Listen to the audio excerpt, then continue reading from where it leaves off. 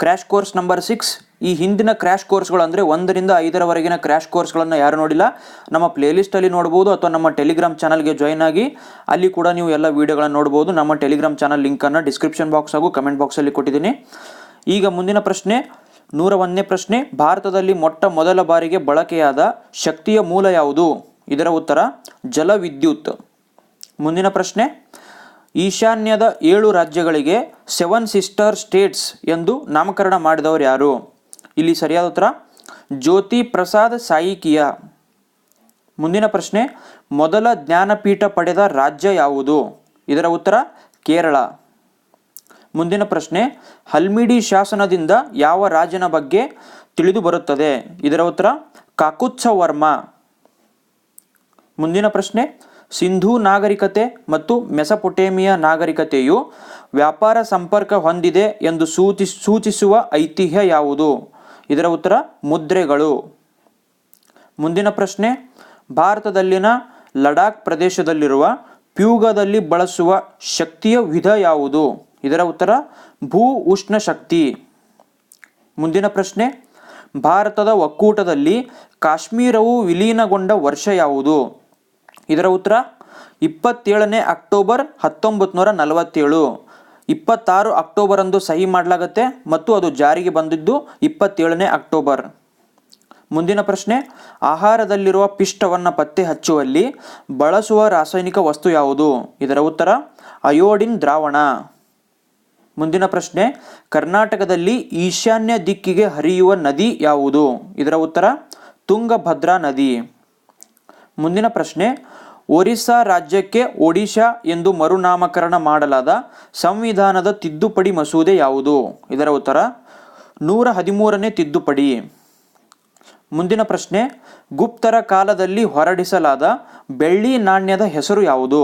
ಇದರ ಉತ್ತರ ರೂಪಕ.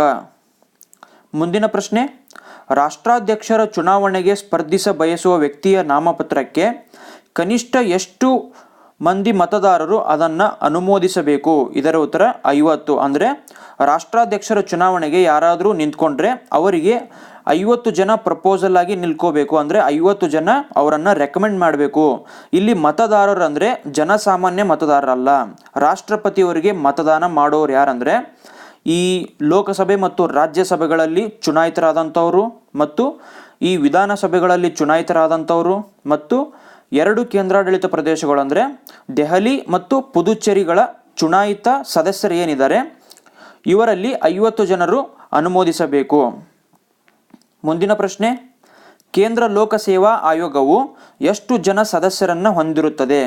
ಇದರ ಉತ್ತರ 11 ಜನರು ಸದಸ್ಯರನ್ನು UPSC ಹೊಂದಿರುತ್ತದೆ. ಮುಂದಿನ ಪ್ರಶ್ನೆ, ಭಾರತದ ಮೊದಲ ಅಟಾರ್ನಿ ಜನರಲ್ ಯಾರಾಗಿದ್ದರು? ಇದರ ಉತ್ತರ MC ಸೆಟಲ್ವಾಡ್. ಮುಂದಿನ ಪ್ರಶ್ನೆ, ತುರ್ತು ಪರಿಸ್ಥಿತಿಗಳು ಸಂವಿಧಾನದ ಯಾವ ಭಾಗದಲ್ಲಿ ಕಂಡುಬರುತ್ತವೆ? ಇದರ ಉತ್ತರ ಭಾಗ 18. ಮುಂದಿನ ಪ್ರಶ್ನೆ, ಸಂವಿಧಾನದ 21ನೇ ಭಾಗದಲ್ಲಿ ಕಂಡುಬರುವ ಆರ್ಟಿಕಲ್ 371 ರಿಂದ ಆರ್ಟಿಕಲ್ 371J ವರೆಗಿನ ವಿಧಿಗಳು ಎಷ್ಟು ರಾಜ್ಯಗಳಿಗೆ ಸಂಬಂಧಿಸಿವೆ? ಇದರ ಉತ್ತರ 11 ರಾಜ್ಯಗಳಿಗೆ ಸಂಬಂಧಿಸಿವೆ. ಮುಂದಿನ ಪ್ರಶ್ನೆ, ಬೋಗಿಬೀಲ್ ಸೇತುವೆಯು ಯಾವ ರಾಜ್ಯಗಳ ಮಧ್ಯೆ ಸಂಪರ್ಕ ಕಲ್ಪಿಸುತ್ತದೆ?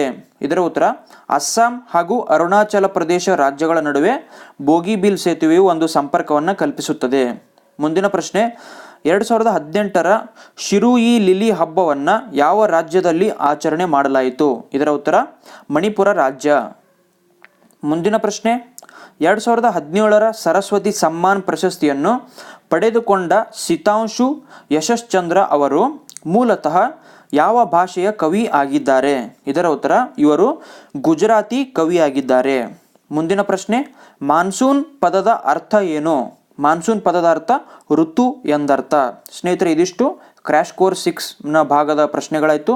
ಇದೇ ಥರದ ಮುಂದುವರಿದ ಭಾಗಗಳ ಕ್ರ್ಯಾಶ್ ಕೋರ್ಸ್ಗಳಿಗಾಗಿ ನಮ್ಮ ಚಾನಲನ್ನು ಸಬ್ಸ್ಕ್ರೈಬ್ ಮಾಡಿ ಮತ್ತು ಬೆಲ್ ಐಕನನ್ನು ಕ್ಲಿಕ್ ಮಾಡಿ. ಹಾಗೂ ಈ ವಿಡಿಯೋದ PDF-ಗಾಗಿ ನಮ್ಮ ಟೆಲಿಗ್ರಾಮ್ ಚಾನಲ್ಗೆ ಜಾಯ್ನ್ ಆಗಿ ಅಲ್ಲಿ ಈ ವಿಡಿಯೋದ PDF-ಅನ್ನು ಅಪ್ಲೋಡ್ ಮಾಡಲಾಗಿರುವುದು. ಮತ್ತು ಈ ವಿಡಿಯೋನ ಲೈಕ್ ಮಾಡಿ, ನಿಮ್ಮ ಎಲ್ಲ ಸ್ನೇಹಿತರಿಗೆ ಶೇರ್ ಮಾಡಿ. ಈ ಟೆಲಿಗ್ರಾಮ್ ಚಾನಲ್ ಲಿಂಕನ್ನು ಡಿಸ್ಕ್ರಿಪ್ಷನ್ ಬಾಕ್ಸ್ ಹಾಗೂ ಕಮೆಂಟ್ ಬಾಕ್ಸಲ್ಲಿ ಕೊಟ್ಟಿರ್ತೀನಿ, ನೀವು ಜಾಯ್ನ್ ಆಗ್ಬೋದು. ಧನ್ಯವಾದ.